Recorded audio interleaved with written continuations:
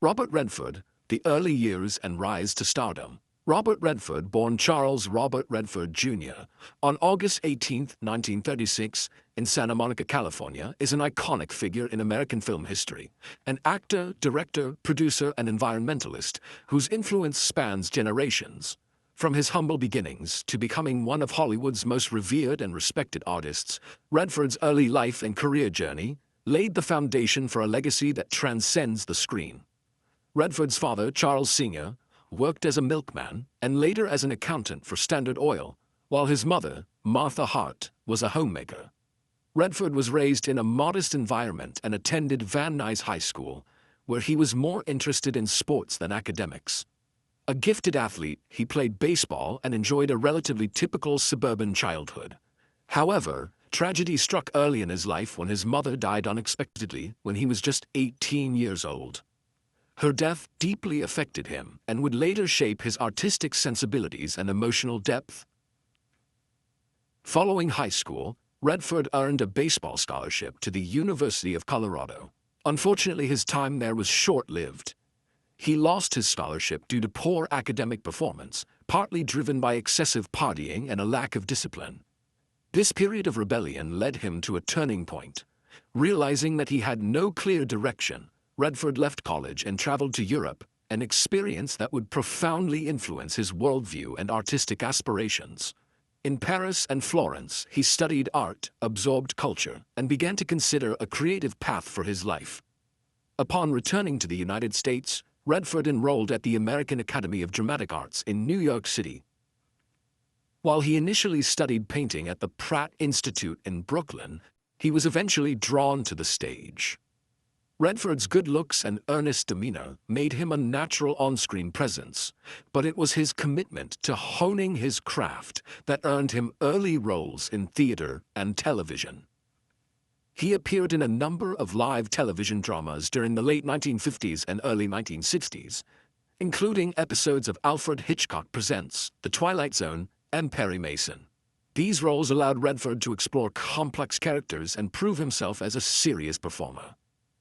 His breakout on Broadway came in 1963 with the hit play Barefoot in the Park by Neil Simon, where he played the role of Paul Brader opposite Elizabeth Ashley.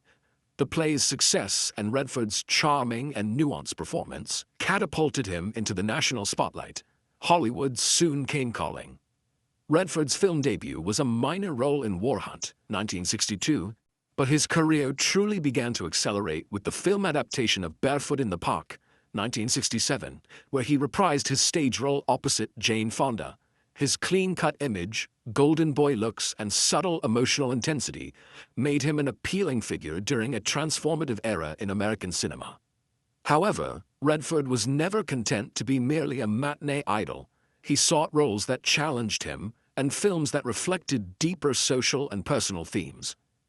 His early work established him as a versatile actor capable of both romantic comedy and serious drama.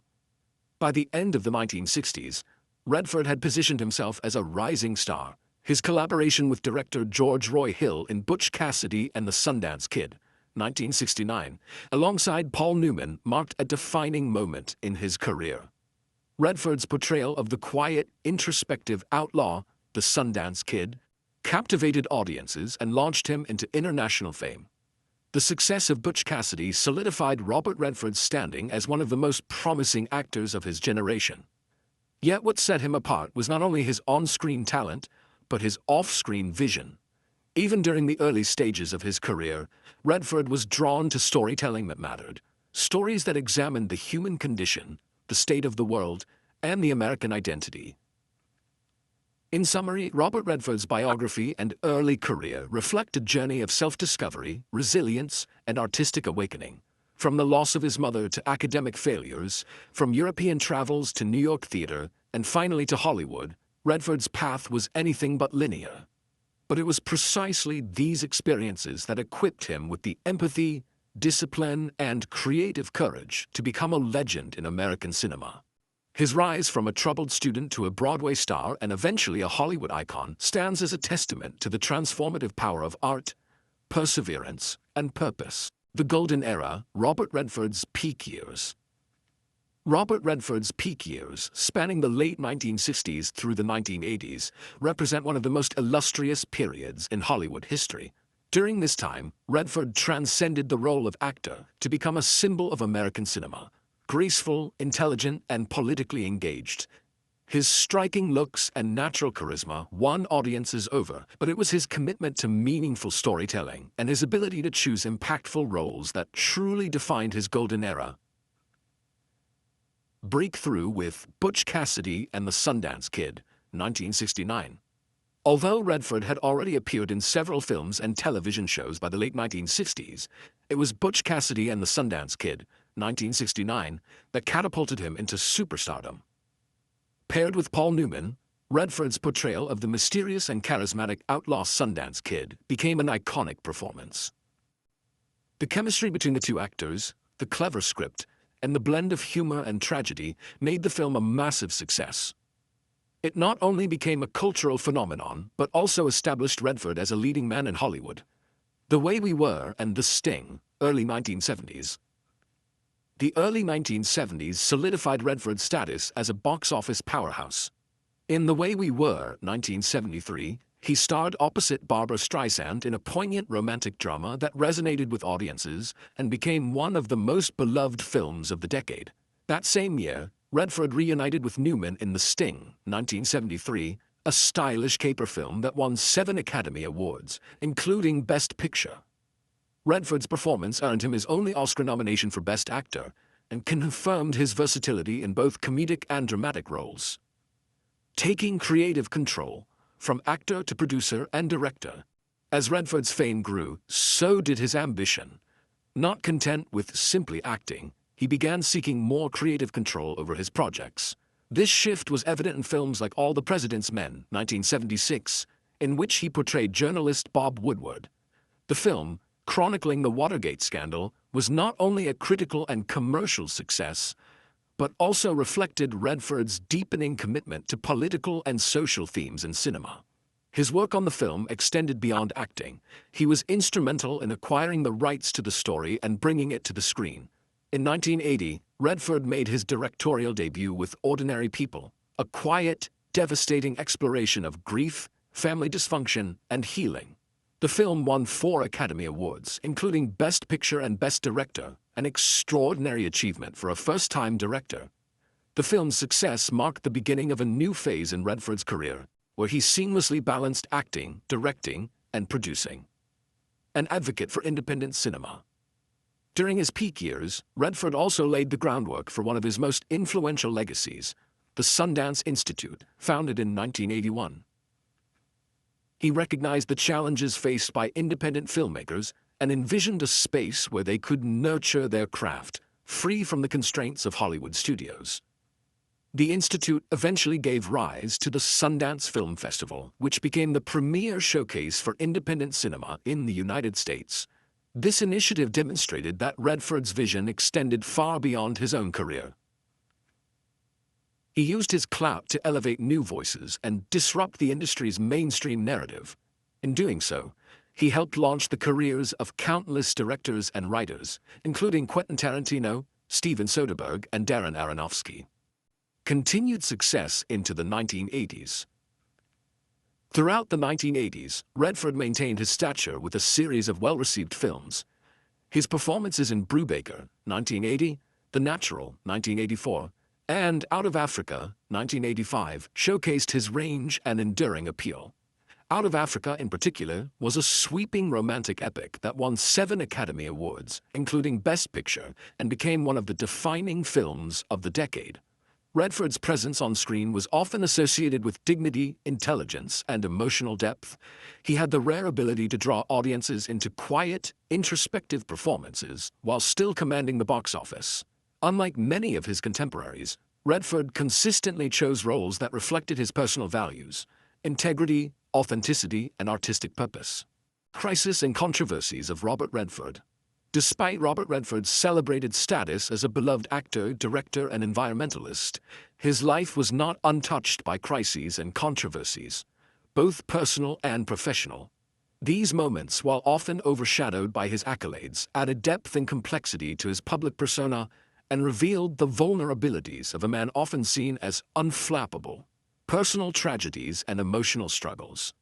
One of the most profound and enduring crises in Redford's life was the tragic loss of his first child, Scott Anthony Redford, who died in 1959 at just 2.5 months old due to sudden infant death syndrome, SIDS. This loss left an emotional scar that would quietly accompany Redford for the rest of his life.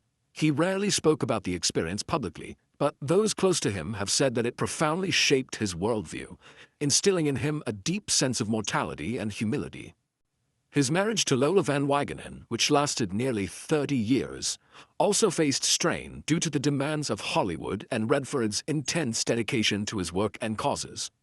Their divorce in 1985 was amicable by Hollywood standards, but still represented a personal loss for Redford, who had always valued family and privacy above fame, controversial stances, and political activism.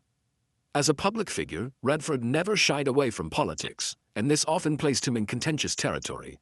An outspoken liberal, he used his platform to support environmental causes, Native American rights, campaign finance reform, and other progressive movements. While these positions earned him admiration from many, they also drew criticism from conservatives who viewed his activism as elitist or out of touch with mainstream America. In the 1970s and 80s, Redford was a vocal critic of the U.S. government's foreign policy and environmental negligence. His involvement in documentaries and public campaigns through the Sundance Institute sometimes drew accusations of bias and political overreach. Critics questioned whether Redford's name and fame were being used to push an agenda rather than foster open dialogue. Some conservative voices in Hollywood labeled him radical, especially for his environmental campaigns, which often targeted major industries and government regulations, creative risks, and industry conflicts. As a director and producer, Redford did not always play it safe, which led to mixed reactions within the industry. His directorial projects, such as The Milagro Beanfield War, 1988, while artistically ambitious, were not commercially successful. Critics questioned whether Redford's tendency to champion underdog stories and social realism came at the cost of mainstream appeal. Moreover, Redford's relationship with Hollywood studios was often fraught with tension. He was known to resist commercial pressures and push back against studio interference. This independent streak made him a hero to many filmmakers, but it also created conflicts that led to delays, budget overruns, and strained partnerships. Despite founding the Sundance Film Festival to promote independent voices, he was at times accused of inadvertently commercializing the very indie spirit he aimed to protect, especially as the festival grew into a global industry event. Sundance under scrutiny. In the 2000s, as Sundance exploded in popularity, some filmmakers and critics began questioning whether the festival had lost its roots. They argued that it had become more about celebrity and commercial deals than artistic integrity. Though Redford had largely stepped back from day-to-day operations, his name remained synonymous with the brand, and he was not immune to the criticism. Redford responded to these concerns with characteristic thoughtfulness, acknowledging the changes while defending the need for balance between art and sustainability. He reiterated his original vision of supporting new voices, particularly those marginalized by mainstream cinema. Yet the controversy left a mark, highlighting the challenges of staying true to artistic ideals in an increasingly commodified film landscape. Though Robert Redford's crises and controversies never derailed his career, they served to humanize a man often revered as a Hollywood icon. Far from diminishing his legacy, these moments reflect the resilience, complexity, and integrity that define his journey. Redford faced personal loss, political backlash, and creative battles with a quiet strength, continually returning to his core values of truth, justice, and artistic authenticity. After decades at the forefront of Hollywood and the American cultural conscience, Robert Redford experienced a period of introspection and re-evaluation, a necessary pause that often follows greatness. As the weight of fame, age, personal loss, and the ever-changing tides of the entertainment industry bore down upon him, Redford stepped away from the limelight. Yet, Like many great artists, his story would not be complete without a remarkable return, one marked not by flashy comebacks, but by quiet resilience, innovation, and a deepening legacy. Redford's so-called rebirth was less about returning to the camera than it was about redefining his role within storytelling itself. While younger actors pursued blockbusters, Redford turned towards stories with depth, social resonance, and an enduring message. His 2007 directorial work, Lions for Lambs, explored the moral complexities of war and politics in the post-9/11 era. Though it received mixed reviews, it symbolized Redford's commitment to meaningful cinema over commercial success. In interviews, Redford expressed a profound desire to focus on projects that stimulated dialogue and challenged audiences. His return to acting in 2013's All Is Lost was a stunning example of artistic rebirth. Playing a man stranded alone at sea, Redford delivered a nearly wordless performance that captivated audiences and critics alike. It was a raw, stripped-down portrayal of human endurance and solitude, reflecting perhaps his own spiritual journey through the quieter years of his life. The performance earned him widespread acclaim and a new generation of admirers. At the age of 77, Redford reminded the world that age could not erode authenticity.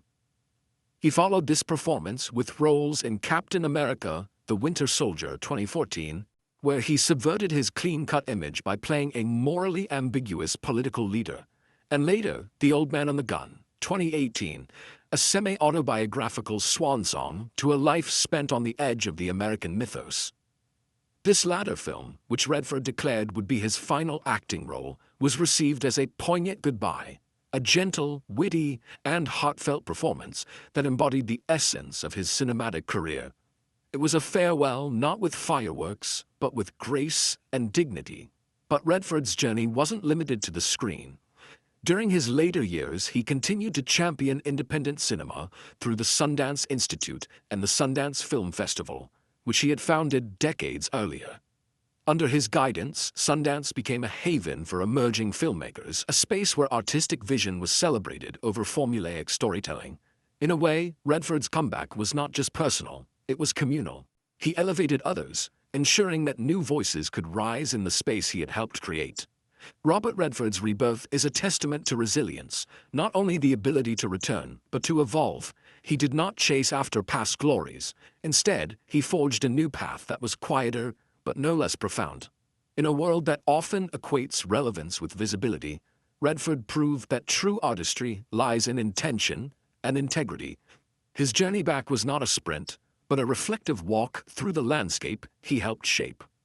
And as the lights dim on his acting career, Robert Redford remains ever present through the filmmakers he inspired, the stories he championed, and the legacy he continues to shape behind the scenes.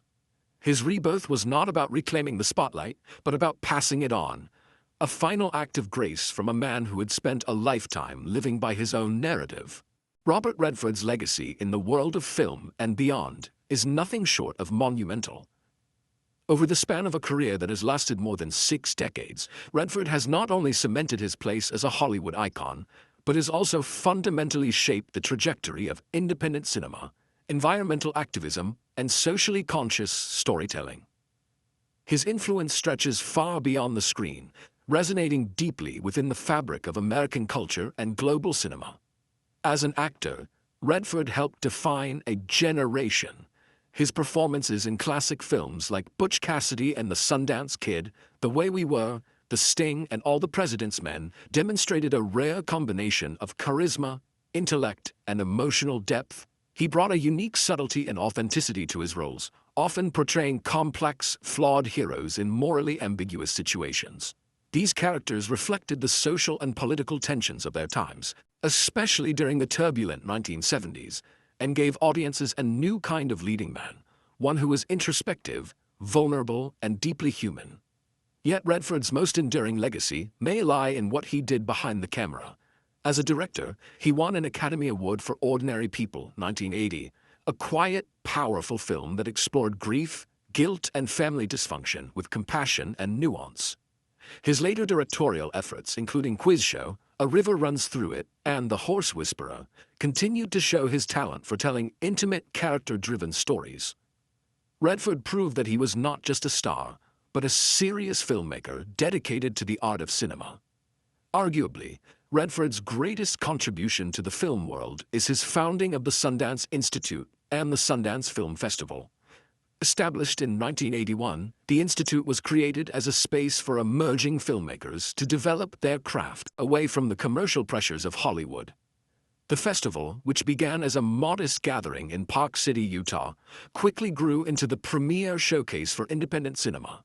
Thanks to Sundance, countless filmmakers, such as Quentin Tarantino, Steven Soderbergh, Darren Aronofsky, and Ava DuVernay, received their first significant exposure.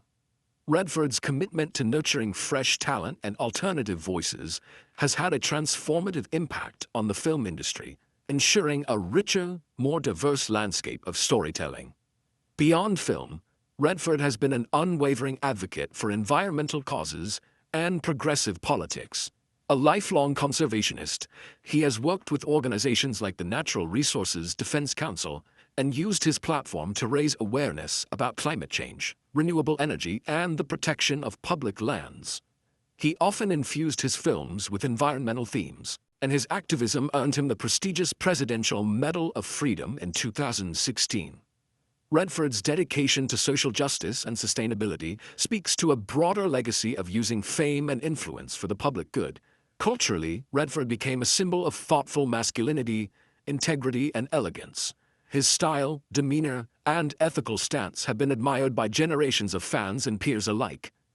Unlike many of his contemporaries, he maintained a relatively private personal life, allowing his work to speak for itself.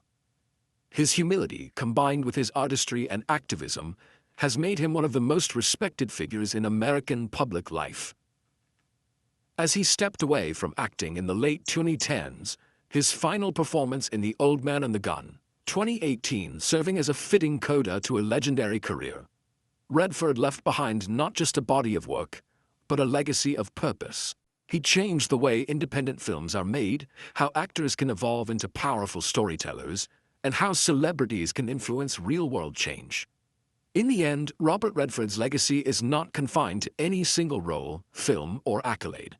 It lives in the countless filmmakers he has inspired, the environmental policies he has helped shape, the artists he has supported, and the audiences he has moved. His contributions have expanded the scope of what Hollywood and cinema itself can achieve when guided by vision, compassion, and courage. Behind Robert Redford's captivating smile and iconic stature lies a deeply personal and painful chapter that he has carried quietly throughout his life: the untimely death of his firstborn son, Scott Anthony Redford. Born in 1959, Scott passed away just 2 months later due to sudden infant death syndrome, SIDS, a mysterious and devastating condition that still puzzles medical professionals today. For Redford, it was not only a personal tragedy, but a defining emotional wound that shaped his life's trajectory in profound ways. Redford has spoken only occasionally about Scott's death, perhaps because the pain remains too raw, even decades later. In rare interviews where he has opened up, he described the experience as shattering and transformative. Losing a child, especially one so young, is a sorrow no parent can fully articulate. For Redford, who was then still early in his acting career and just beginning to make his mark in Hollywood, the loss created a chasm between his rising public success and the aching silence of private grief. The sorrow was compounded by the lack of understanding surrounding SIDS at the time.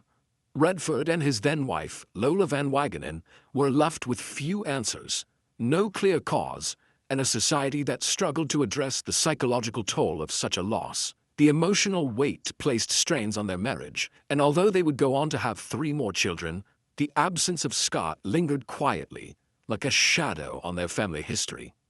In many ways, Redford channeled his sorrow into his art. The complexity and emotional depth he brought to roles in films like The Candidate, All the President's Men, and Ordinary People, which itself dealt with grief and the loss of a child, were undoubtedly informed by the real-life pain he had endured. Some critics and fans alike have noted that Redford's quiet introspection on screen often hinted at a deeper emotional reservoir, one filled with sorrow, empathy, and the kind of wisdom that only comes from profound loss. Beyond acting, his work as a director and philanthropist was also influenced by a desire to build meaning in the face of personal tragedy. His commitment to environmental causes, just the Sundance Institute, and support for emerging artists may all, in part, reflect a need to foster life, growth, and opportunity, perhaps a subtle but powerful response to the helplessness he once felt. Even in his later years, when reflecting on his long and storied life, Redford has acknowledged that losing Scott was the greatest sorrow he ever faced. It taught him about the fragility of life, the unpredictability of fate, and the importance of resilience. But it also instilled in him a deeper compassion, one that has quietly informed his legacy, not just as a Hollywood legend, but as a man who has lived through the heights of fame and the depths of unimaginable grief.